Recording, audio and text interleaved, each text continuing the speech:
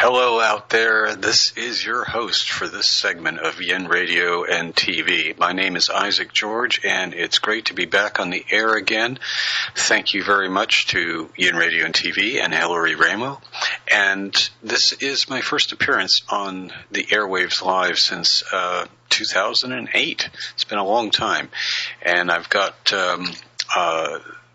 exciting guest tonight, and I also want to tell you a little bit about me before we get to our guest and what I'm about and what the program is going to cover in the months ahead. First of all, what I do right now is I'm sitting in Ireland, and I will be moving back to the UK, which is where I moved to from the United States in 2004, and back in 2004 I was completing a period of about 10 years after a major spiritual awakening that involved working in spiritual practices, kundalini, channeling, all kinds of stuff. I've been around the block, so to speak, and been through the mill. And when I met my last wife, my third wife, in Hawaii, I was in 2003. I was co-facilitating dolphin swim seminars with some amazing people over there on the Big Island, and voila! Less than a year later, I was in Europe. So I've been over here ever since, and right now reside near Cork, Ireland. One of the things I'm doing now is evolutionary astrology. I'm also a spiritual intuitive coach and mentor. And my website is www.isaacgeorge.com. And in that site, you will find everything you need to know at this moment about me. But my work is going through quite a bit of change, quite a bit of metamorphosis, as we all are right now. There's so much intensity, which I want to speak to in just a moment before we bring our guest on. And that is the, part of the interest that I have in astrology, or evolutionary astrology, or soul-based astrology, is it's looking at the cause and effects, if you will, of karmic patterns, of held emotions at a personal level. And the clearing of that, the raising of consciousness, the change that we have going on within ourselves, the need or feeling that we have to change, and we have to help others, that we need to serve humanity, we need to serve the planet, we need to change the course or direction that we have been going in, because some things are just not working any longer for us individually, personally, and certainly it seems to be that we're at a crisis point, and there's a lot of things being shaken up very, very hard. To go into the detail of that astrologically right now is not the point of this particular program, this premiere show. It's going to be a subject that I'm going to have with guest astrologers in the very near future. We're on once a month on this particular segment, and I certainly would hope you'd come and check out what we have to offer, and you can track what I'm doing and the shows that I'm going to have coming up on my website and also on my Facebook pages. Isaac George, you just put that in there, or check on the website and click on the link, and then you can follow what I'm doing on my public figure page. So enough of me right at the moment. We can I'll mention the website again at the end of the show. But I want to get to our first guest tonight, and this is an area that is very important to me, because I started out really when I was about 14 or 15 years old, actually younger than that, interested in music. I was brought up in a very musical household, and I learned musical instruments at a very early age, and then eventually stuck with electric guitar after the British invasion in 1965-66, and got into understanding the power of meditation music, especially in the 1990s, and taught myself how to play keyboard, learned keyboard, synthesizer styles, and this has been an area of great healing for me in my life personally, anything having to do with music. Now, music therapy is completely different. All right, so we're not talking about that here. We're talking about sound healing and how sound and the frequencies in sound, the harmonics, the overtones, can be applied to actually healing physiological problems in the body, mental and emotional issues, and how bring a sense of integration and peace into people's lives. So the guest I have on tonight is actually a very good and dear old friend from my days of living in Oregon 22 years ago. And we met at a conference. Actually, it was at the University of Oregon, like a day for the students to explore alternative healing. And one of the things I was doing at the time was Reiki, and Nancy Hobbs, who is going to be coming on the show in a few seconds, is from there and was also doing healing work, but in a different way at that time than what she's doing now. So before we go any further, I just want to say I'm pleased and thrilled to have this old friend of mine as my first guest on this premiere show here on radio TV. Her name is Nancy Hobbs. She hails from Eugene, Oregon, and she's recognized internationally for her award-winning Relax Into Healing recordings, inspired guided meditations, and toning. Her work has benefited people with chronic illnesses, sleep and relaxation disorders, and guided many through effective, positive affirmations. So I hope she's there. Welcome to the show, Nancy. Isaac here. How are you doing? I am here. Hello, Isaac. I'm thrilled to be here. Well, I am too, and it would be really great to see you as well. But this is not the setup and not the time. But the amazing thing is, here we are connecting through 6 time zones and all this distance, and we're having this chat. And so I'm really excited to have you on board for the first segment.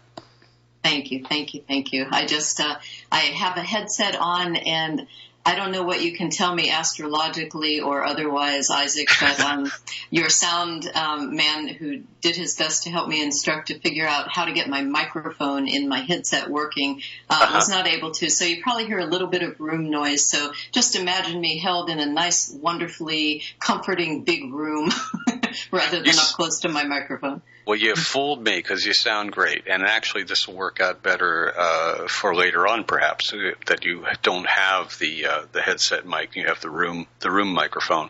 And no, you sound fine. You sound fine. No problem. The universe is deferring to the bowls, perhaps, huh? Yeah, could be. Astrologically, we just had a full moon in Capricorn just a little over an hour ago, 11:56 p.m. British summertime.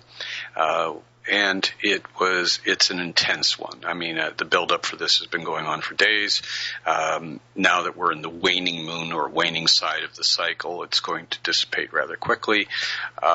Fortunately, because this was not an eclipse, so there was enough going on without that having to be in the mix as well. And as you and I discussed prior to the show, prior to this time slot, all of the interesting and chaotic and stressful things that have been happening around the planet, for the last 4, 5, 6 weeks, actually, seems to be ever since the summer solstice. So these cycles and so forth are bringing up stress for a lot of people. They're bringing up old issues, things that they thought they were done and dusted, but they're revisiting them, or they're showing up as chronic illnesses or acute attacks of some kind, panic attacks. So here we are talking about healing. We're talking about sound healing, and it's perfect for that because one of the main and prominent characters in today's full moon chart was Chiron, the wounded healer. And Chiron, actually, in the legend of Chiron astrologically and in Greek mythology, Chiron was the inventor of the alternative healing arts, energy healing arts, and was created the forerunner of what would become the lyre and then the guitar. So Chiron is very much involved with music or sound as a healing modality, as an energy healing modality. So there you go. It was a big deal placement in the full moon chart and a number of astrological configurations over the last 2 months. So here we are. And we want to invite you to tell us a little bit about your personal journey. At what point did you become interested in holistic healing? I know you're a licensed massage therapist, and then you moved into the Relax Into Healing series. But I'm not sure on the chronology here or what you were even doing before you got interested in holistic practices. So could you give us a little background on that?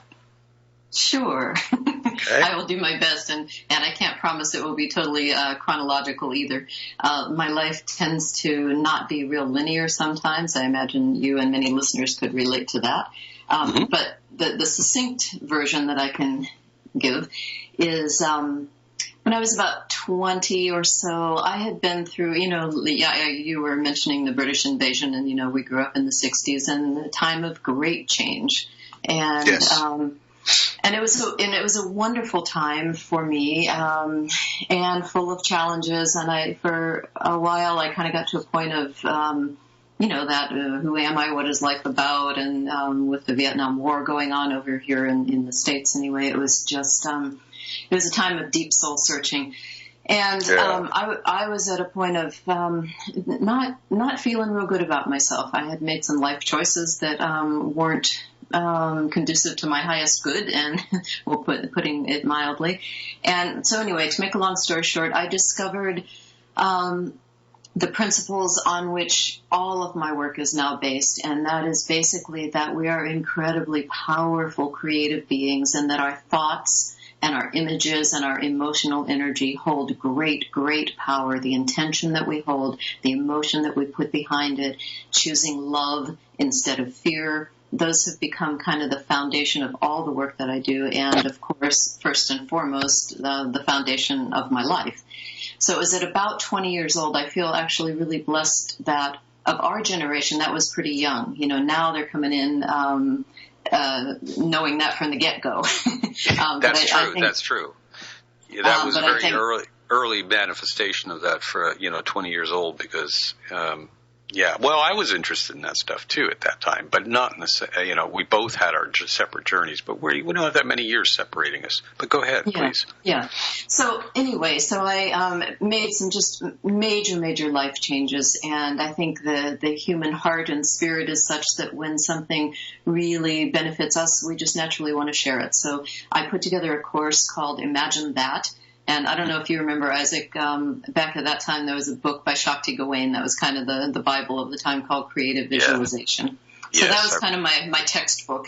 And I put a course together and started teaching it through a community college here, and then was guided very clearly to call the University of Oregon, and began teaching it through there. The person who hired me said, well, I don't know if there's any interest in this kind of thing, but, we'll give it a shot. Well, 8 years later, I had to expand and double my course load and do advanced courses. And so needless to say, the wave was growing rapidly. And I feel so blessed to have been able to ride that wave of the whole body, mind, spirit healing, which at that time, was still kind of an odd concept in the mainstream modalities, allopathic medicine wasn't really, open to the idea a whole lot that, we really can play a very large role in our health and healing depending on our emotional state and our mental state, not to mention exercise and diet and all that good stuff. Right, exactly. And that was pretty novel at that time to have the University of Oregon open to that, and to also have the fact that, Oregon was a very progressive state always, at least from the 1970s, and I didn't move there until 1977. But it is an interesting footnote here that most of what we call the alternative healing arts really started taking off around 1977 when Chiron was discovered. Huh. Interesting. Mm-hmm. Yeah, well, I started officially. In fact, wow, that's really interesting, because I went through my really major changes in my own personal life in 1976 and into 77, and then started teaching in 1981. So there you go. Synchronicity strikes again. Indeed.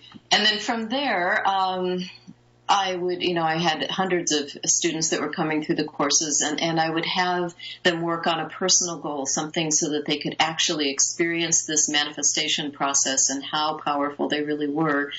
And so then sometimes students would say, I have a specific issue, could you meet with me individually? So that sort of launched my private practice that has continued to this day. they'd asked me to come speak at groups, so that led to my public speaking. And then they said the basis of all this, of course, is being able to access a very deep state of relaxation. Because, of course, when we're in that state, that's when we're attuned to that deep healing state of being and open to being able to make the kind of changes that we want. So they would say, I can relax really well when I come to class, but then I get home and I can't. So could you make a recording of what we're doing here in class? And I said, well, sure. So back in that day, it was a cassette recording. Here we are really exactly. Yep. dating ourselves. I had a little Radio Shack handheld microphone and a little cassette player. And I made a cassette and took it in and gave it to my students. And then I had a few left over. I was giving a talk at a hospital conference. And I had a few left over. I took it down to, you may remember this, it was a bookstore called Paralandra. Do you remember that, Isaac? I do know that place, and I missed it when it went out. It was good. Yeah, very, that very and good. Many other independent bookstores, right? Exactly. But I took it down and said, "Hey, I have a few. Could you see if you'd sell them?" And she said, "Sure, we'll give it a try again." So a few days later, she called me and said, "Nancy, they are gone. You have a very marketable item. Come down. I'll get you hooked up with national distributors." And so that was the launch of my CD career, which has taken me in ways that I would never have imagined. I now have 14 titles out on the market. They've won all sorts of awards, and I've gotten endorsements from leaders in the field to the likes of Bernie Siegel and Joan Borisenko and Jack Canfield and etc. So I really do once again feel like the universe has just kind of continued to, and I'm showing you with my hands, like put out the next stepping stone. I take one step into that flowing stream going, okay, where am I going and how am I going to get to the next step? And then suddenly the next one appears. It's really just been pretty phenomenal to experience. So really, in a sense, you have pioneered a certain thing that a lot of people are actually doing or trying to do right now. You pioneered a certain thing because it wasn't about creating a niche at the time in your own mind. You were just following your own inner instincts about what it is that you wanted to help people discover in themselves. And this came from your own personal journey. Absolutely. I don't know if you've been to my website or not, but there's a word that I came up with when I redid my website maybe a year and a half or so ago, and I love this word and I love sharing it. It's innerpreneur as opposed to entrepreneur. It's innerpreneur. And what it means is, I didn't make it up. I found it. I Googled it. And I found that Google gods were with me.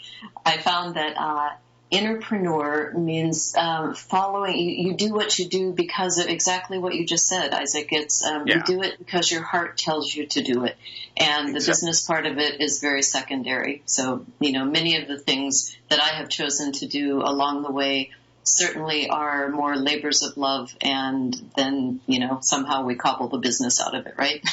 Well, this is a good time to interject this for the listening audience, is to go to your website, which is Nancy Hopps. That's NancyHopps.com. And right there it says Nancy Hopps, healing artist, performing artist, and innerpreneur. There you go. And everything is on here. Sound healing services, products, movement classes. So you do movement, you do yoga, you teach yoga as well. And so take the time out. We'll mention this again before the end of the show. It is www.nancyhopps.com. HOPPS. Check it out. Thanks, Isaac. All right. You bet. Now, can you give an example or cite an experience in which, it's obviously this has transformed your life from being sort of in a place of confusion or in a place of lack of direction or negative experience, what you call negative experience. Let's just call them growth opportunities. But coming back into that, what in your life, what would you say about your own life or physical health that has benefited from the path that you have been on? And then how did that, you saw people transformed and help people, but can you give us a few examples for yourself first, and maybe cite a couple of people that have benefited from the Relax to Healing series, for example? Sure. I mean, of course, I could talk for hours on both of those, on myself, how it's benefited me in, minute ways daily to major ways. So I'm trusting. Different answers. Obviously, I've been asked these sorts of questions before over the years, and what's popping in right now is there was an affirmation that I started working with way back when I first began to understand that the power of our thoughts, that our thoughts really do create our reality.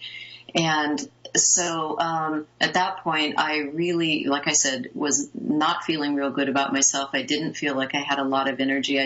My self-worth was just pretty low due to a variety of factors. I began working with the simplest of affirmations, a very simple one anyway, and that was, I am a happy, confident, enthusiastic person. And very good. And at that point, I mean, and it almost sounds, like, okay, what a fluffy little positive phrase, right? And I'm going to interrupt myself because that brought to mind something, and I didn't coin this one either, but I heard it back in that day, and it has stuck with me all these years, and I use it with clients all the time because it's such a good multi-sensory image, and that is trying to make changes with positive thinking alone is like putting whipped cream on horse manure. It's very good. Isn't that great? I mean, it just gives you that full sensory that you're going to remember. Yes, it's very graphic, very vivid. Thank you. Yeah, sure. Happy to help. You can think of that when you're lying in bed tonight. But what I've found that it does is it reminds me that you can't just say these nice little words and then forget about it and go on with your life and expect it to miraculously pop into being. That's just one element. So that's the thought. And then there's the image, how you see yourself. Because if you imagine yourself at that point of my life, when I imagined myself, I didn't see myself as happy or confident or certainly not enthusiastic. So you begin to elicit the power of your imagination. You begin to imagine, what would it be like? You've certainly seen people that are like that, so begin to imagine, what would it be like if I were like that? How would that feel? How would I move differently in my body? How would I interact with people differently? What choices would I make differently in my day? And then that begins to create the emotion, the desire and the love. And that to me is the absolute key, is if you can make the desire and the love stronger than the fear or the doubt or this is never going to work because it hasn't worked 50,000 other times. So you begin to put the thought, the image, and the emotional energy. And if you take those the first letters of each of those, T-I-E, thought, image, emotional energy, you get tie. And so I think of tie one on. You go out and you tie one on, which is not generally what you think of, right? So really, it's the feeling. The feeling thing is the activator. Is what I've been experiencing most of my life. Is that if I want that feeling, I got to focus on. Okay, I've got to have a concept and something to focus on. That's the image, and then the feeling or the emotion. They're interchangeable. Of what it is that I'm going to experience or would like to experience with that. With that thought or that thing, all right. Mm-hmm. I mean, just quick example. It's like, I want this new motorcycle. I'd go and sit on the darn thing in the showroom floor and imagine myself driving it. Absolutely. And what did that feel like? What did that feel like? Yeah, you believe it, and you sense it as if it's already so, and then which leads to the next piece, and the same as the love is the gratitude. So for me, if you can feel. If that really happened in my life, how would I feel? Oh my God, I would feel so grateful. And that can apply to, the classic back in the day was finding a good parking place, right? Oh, I've learned how to manifest a parking place. And that's great training. But then you can apply that to things like healing cancer, which I went through myself. I am a cancer survivor thriver, and I certainly put all of these applications into process. So I think that I want to go back for just a minute. I told you this wasn't going to be linear. Yeah, I know. I know. I want to go back for 1 minute to finish up what I was talking about at 20 or so when I began working with that affirmation. Because what happens is as you begin to put those elements into place and begin to really imagine it as if it's already so, experience it, your subconscious mind truly does not know the difference. And I can cite all sorts of studies of athletes and people that put this into practice in a very pragmatic way. But you train, you make neurological pathways in your body and in your mind to as if it's already happened, and then it's just everything is energy, which we'll get into more as we talk about bowls here probably. But if everything is energy, then that's why it has to affect the outer manifestation. So what I find and what I have seen happen with so many clients and students over the years is at some point I said, or they'll come in and say, oh my gosh, it's true.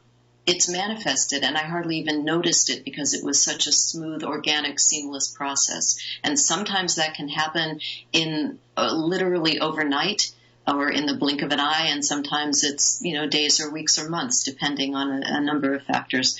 But it's a formula. It really is a formula that if you have these elements, it equals this manifestation process, which is very simple, not always easy, right? Yeah. You have a very uncomplicated approach to it, which I really like, and it's really interesting because today's my full moon blog out there. Actually, I first time ever I attached two things that I had channeled through back in the late 1990s as tools, as manifestation tools on there that people could download for free, and basically it follows the same order and the same concept and the same elements that you are talking about here. So I had one of those overnight manifestations, by the way, from last night till this morning. And, I was just like, well, now we're in the next day. So it was 2 nights ago to yesterday morning. And it was just kind of, a shock because somebody just called me out of the blue and boom, problem solved. Yeah, there it is right there. And that's the thing, I think the more you practice these techniques, the more you allow them. And that's really all it is. It's just allowing it.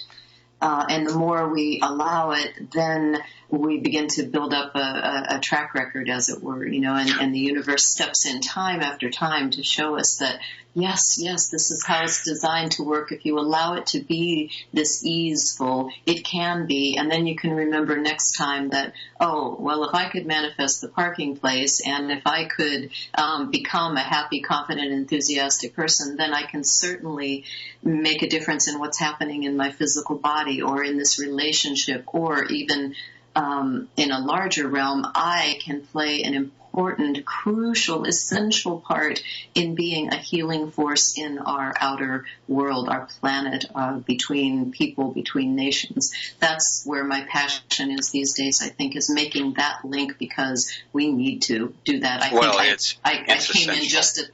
came in just at the tail end. Your engineer popped me over to you just as you were saying something to that effect as your lead in, and I cannot agree more with you that it is absolutely essential. If we want to be here on this planet in these bodies for much longer, we got to get this, and we're doing it. We're waking up, and it's exciting.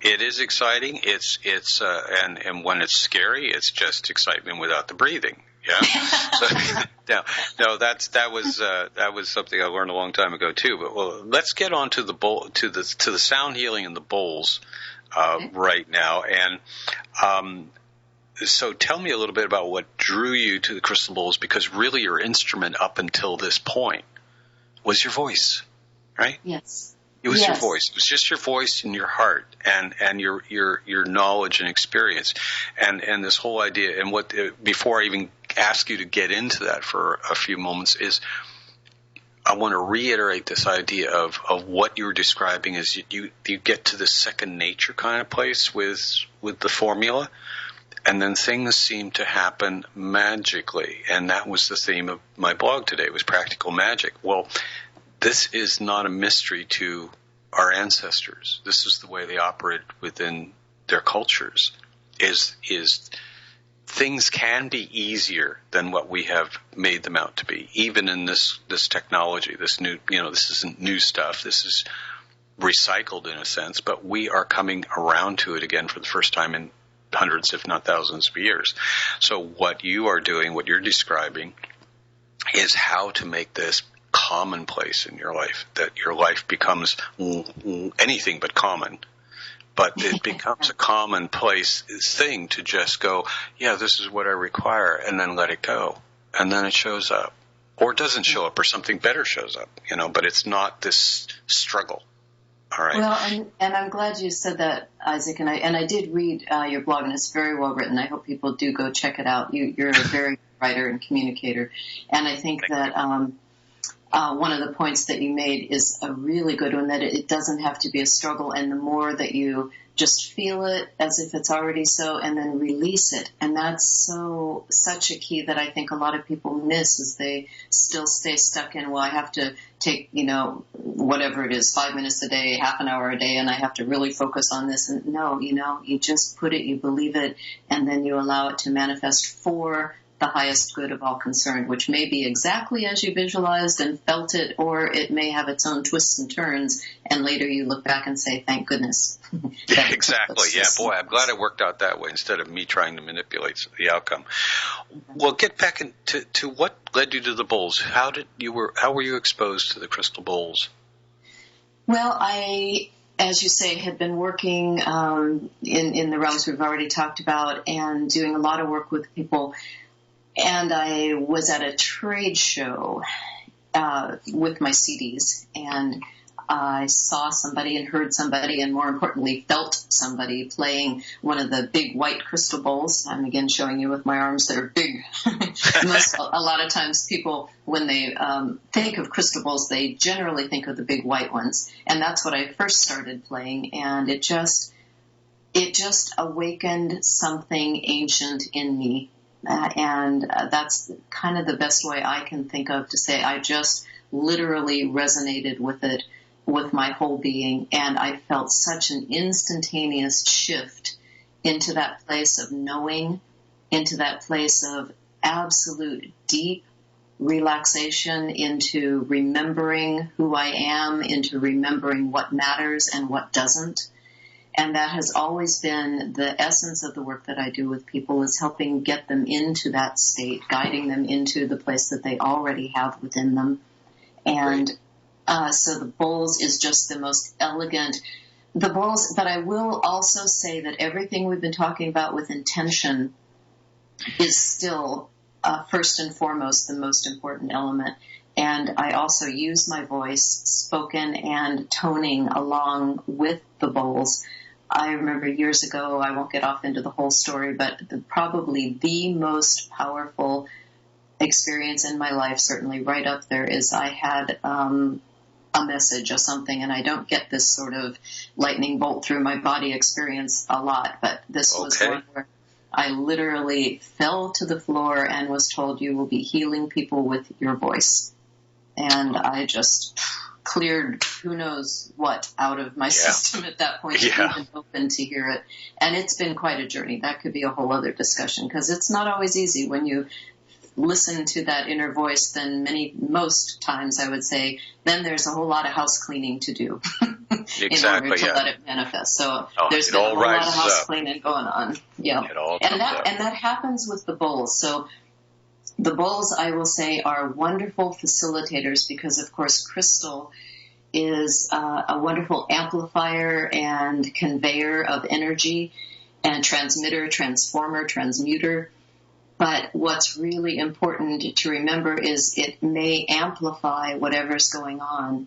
And you had asked me to share things that have happened with people that I've worked with. And this is something that sometimes when I work with the bowls myself, or with clients, or with a room full of 100 people, people will go just instantly blissed out into nirvana land and leave their bodies and have mystical, magical, floating experiences. And I have a hard time bringing them back sometimes. Right. Yeah, I've experienced that directly in being in the concerts with bowls. Yeah. Yeah, and it's wonderful. And sometimes what it will do is amplify whatever state of being, whatever needs to be house cleaned, like I was just talking about. I have a wonderful testimonial, if you will, from a woman who's a yoga teacher and a healer herself when I was doing a tour in Hawaii once. And she wrote me to say that she had a wonderful experience at the Bowles concert that I did, but that it was really surprising to her because she resisted it and was really uncomfortable for the first half hour or hour until she realized that that was exactly what was happening. She had been under a lot of stress, hadn't slowed down to really feel anything in quite a while. And so the bowls were amplifying that for her in her emotional body and her mental body and her physical body. And she said then there came a point where she realized that, and as I always encourage people to do, to just breathe it through, allow it to move as energy. And then she said it was just like it just shifted and was so beautifully transmuted in that moment. And she went into a deep, deep, deep place of relaxation. So I've seen that happen. I just did a concert 3 or 4 nights ago, and several people had a similar experience of, saying they felt stuff coming up in the beginning, and then some of them had tears, but by the end, it was a wonderfully, deeply connected, harmonious force of healing in that group. Fantastic. Well, I'd like to play one of your pre-recorded clips at this juncture, and then would you regale us with a little bit of a live segment for maybe a minute or so? Where we got about 20 minutes left, and I don't want to get off this program without everybody having an opportunity to hear what you do with the bowls. So I'm going to play Seeds of Peace. This segment from one of Nancy's compilations, and then we'll come back. And do you have a bowl there? Are you going to do something with us? I actually have 9 of them here. Oh, my goodness. Okay. All right. Here we go. And I'm going to play this clip right now. Okay.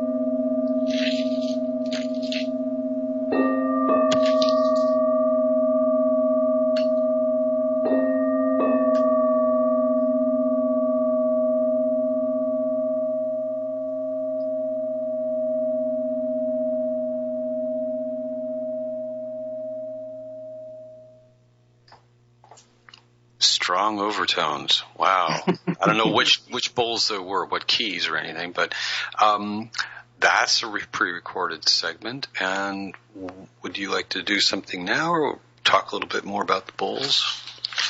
Let me say a couple things about the bowls, if that's okay with you. Absolutely. So that as people listen maybe to the live segment, they can just keep a couple things in mind. I'm sure we noticed that there was just a little bit of movement noise in the background, and that's just life happening. And so as you listen, as I play these bowls live, what I would invite you as a listener to do is to listen not just with your ears, but to listen with your whole being. And some of the bowls and their tones and their overtones will resonate perhaps in different parts of your body. You may feel them in different parts. Sometimes it feels like it just kind of zings into a certain place in your body. Sometimes it feels like it kind of helps lift you out of your body. Whatever you experience is absolutely perfect for you. And I would also suggest that even just in these couple of moments that we have with while I'm playing the bowls, that you set an intention, that we together right now just take a moment to set an intention of allowing the bowl's tones, these vibrations, to begin to take out and away from us any vibrations, any frequencies which no longer serve us. And these may be thought patterns or emotional response patterns. behavioral patterns. Maybe just asking yourself, if there were one thing that I could let myself release, be done with, just let go of in my life, what would that be? So I'm just going to play the bowls here for just a moment. And just imagine letting these frequencies come in and transmute as they do so well. Letting go. Opening to being a vessel of healing.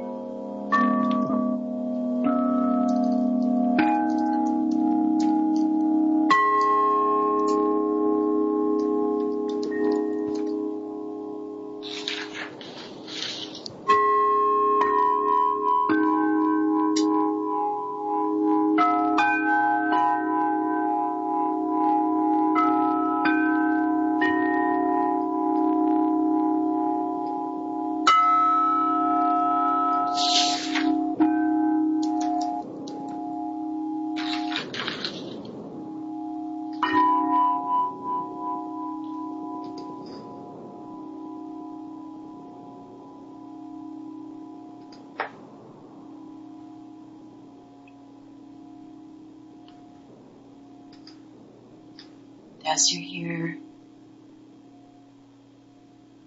the sounds of the bowls fading, becoming softer,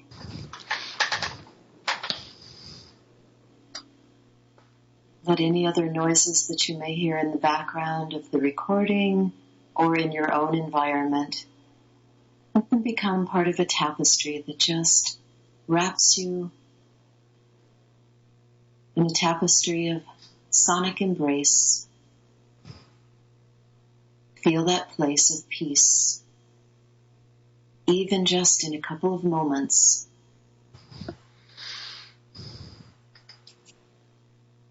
Let's all take a deep breath together, inhaling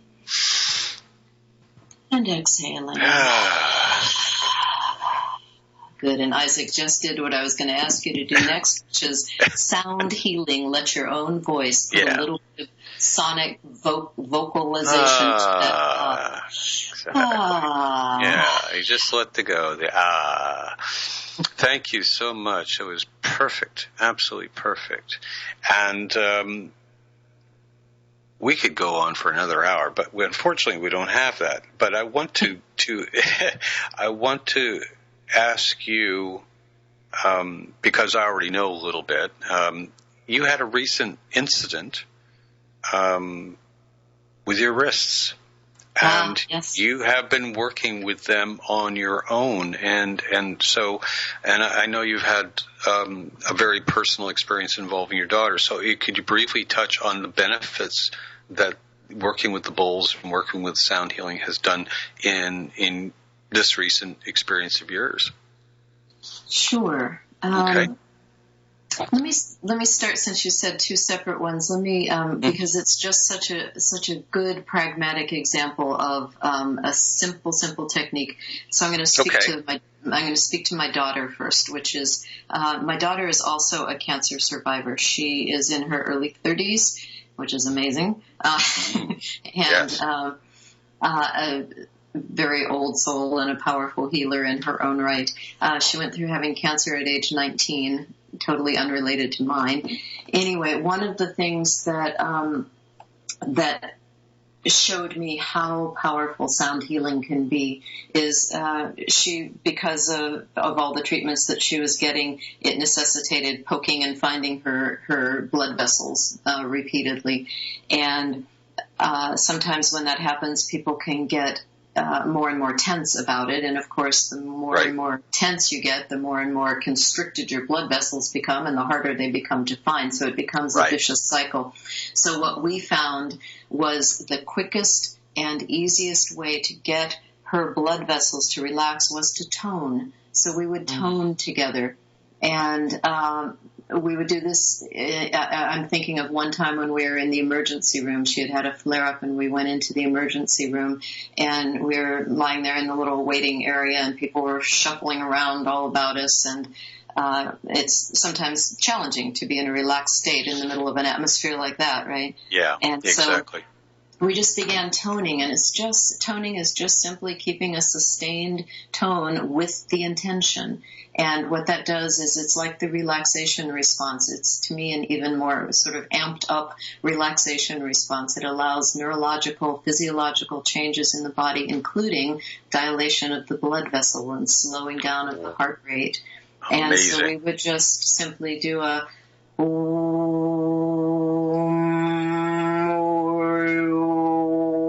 something like that for a number of moments. And it was really funny, Isaac. Not only did it help my daughter, not to mention her mother, and what happened is nurses and doctors would start poking their heads in going, oh my gosh, what's going on in here? And they would stay. And they would get relaxed, and they would say, I got to get back to work. I don't want to leave. So we were able to share that with not only the two of us, but with a lot of the medical staff as well, who are that's awesome. Yeah. So, and I think you were speaking of my having recently broken my wrist. I fell on the ice in January, and I broke both bones, the radius and the ulna, in my left wrist, and ended up having surgery. So I'm now a bionic woman with plates and screws. And again, I think it was, number one, I had this manifestation process that we're talking about. I'm sure most people have heard the phrase, careful what you ask for. Exactly. I had been going in pretty high gear, and that is one of my life lessons. There are so many things I'm passionate about, and finding balance for most of us is a challenge. I had been going way too fast, and I heard myself say, with all that thought, image, and emotion, I need a break. I just need a break. And within 3 days, I fell and broke both bones in my wrist. So, number one lesson. But what it did is it did, in fact, afford me the opportunity to take some needed time off, some needed internal exploration and healing time for myself. But during the surgery, I used my own surgery CD, which is me guiding the listener, who at this point was me, into a deeply, deeply, deeply relaxed state, and visualizing the surgery going beautifully, coming out of it and healing beautifully. And it has been proven, and I was able to help prove it, that you lose less blood and you heal more quickly, and you need less or no anesthesia. Let me hasten to say I did have a nerve block, so I wasn't feeling that arm, but I had absolutely no anesthesia by choice. I certainly could have. Fantastic. I wanted to be awake because I don't do well with a lot of chemicals going through my system, so the less I can choose, the better. And so one funny thing, I had these headphones on, listening to my own voice guiding me through this, and they're wheeling me into the operating room, and of course the anesthesiologist knew what was happening, but the surgeon didn't know what I was listening to. So we wheeled me in, and at one point I just burst out laughing, and just as she was about to begin, and she looks over and said, "What are you laughing about?" And I said, "Well, I'm listening to myself, tell myself that whatever sounds you may hear around you, just allow them to become part of the sonic tapestry," just as I did a little earlier. And the sound that I was hearing right then in the operating room was the sound of the drill starting up that was going to drill into my arm. God. And she said, I am so glad you can keep a sense of humor. This is really pretty amazing. So, but anyway, the point is these are powerful techniques, really, really powerful. Not everybody would choose to be awake during their surgery. You certainly don't have to be, but even if you're not awake during it, you will lose less blood, you will heal more quickly, and you can have less pain medication and just generally heal much, much more quickly. Well, this has been proven by patients who have opted for hypnosis rather than anesthetics. Right, as well. And I'm also a trained hypnotherapist, so I've used those techniques with others as well. And again, the bowls are just, it's an augmentation. It's certainly not something that I switched from doing that to doing this. It's just, it augments the whole body of work that I've been building on for these decades now. And I think it's just, we're being asked to change very, very quickly. And the frequencies in these crystal singing bowls, which are the alchemical crystal singing bowls, are the ones that I play. And it just facilitates literal changes in our physiology that we need to be doing to be able to handle these higher vibratory frequencies that are coming in these days. Great.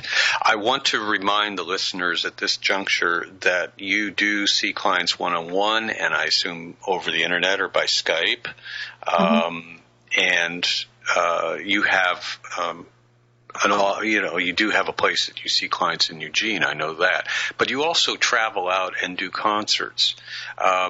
So for those who want to contact Nancy and maybe invite her to perform for your organization, or would you have a private gathering? Do you do those sort of things? I do, absolutely. Okay. They are well-traveled bowls. They've been to New Zealand and the Cook Islands and Hawaii and numerous places.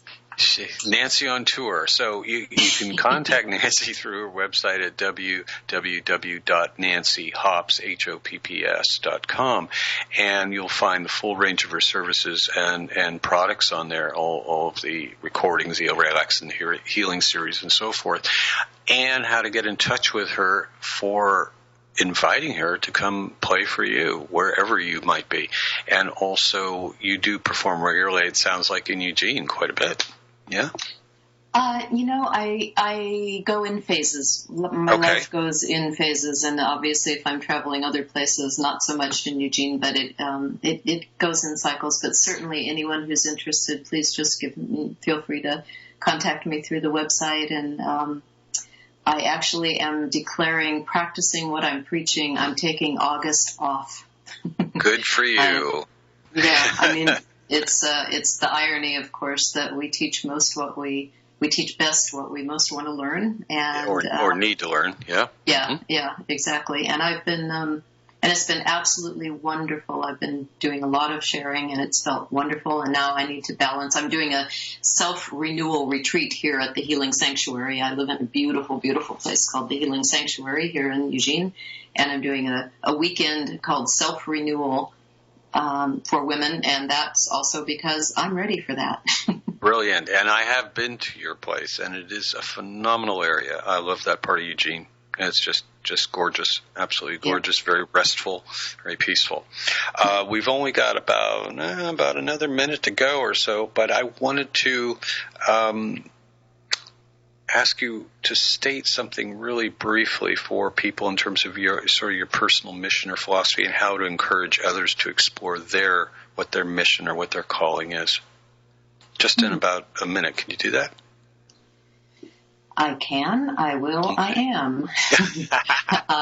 So what comes out when you ask me that in this moment is to take the time to be still. To take the time to be still, to be quiet, to listen to your heart, and to make that distinction between what your heart is telling you and what your head is telling you, all those programmed responses of what you should be doing. Listen to your heart. What do you really want to be doing? I truly believe that the biggest, greatest gift we can give to the world is to be happy, to be joyful, to be peaceful, and to listen to what our heart is really telling us we want to do, and to be able to trust that. And if it's taking a month off, take a month off. Yes, and that is such sound advice. Excuse the pun. That is just very, very, very heartfelt and intelligent. Thank you so much for being on the show tonight, Nancy. Maybe we'll do it again sometime. And again, you can find out more about Nancy and contact her at www.nancyhops.com. Have a great rest of the evening, Nancy, and we'll catch up later, okay? Thank you. Thank you, Isaac. Blessings to you. Blessings Bye-bye. to you. Good night. All right, that's our premiere show. That's the first one in the can, as it were, and there will be a replay available for this on the Yin Radio and TV YouTube channel in about 5 or 6 days. My name is Isaac George. I'm your host tonight. Find out more about me at www.isaacgeorge.com. Have a great day and a great evening wherever you are. Blessings. Thank you.